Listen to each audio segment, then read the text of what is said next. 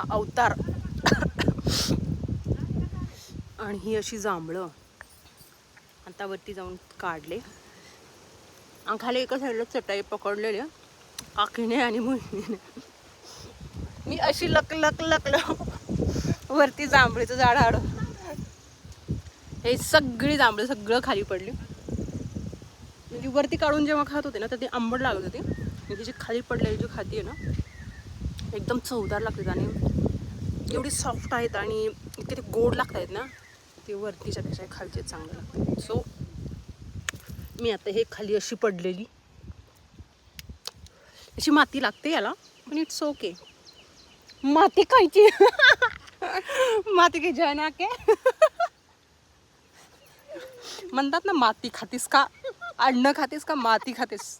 हो आम्ही जांभळासोबत माती खातो. ए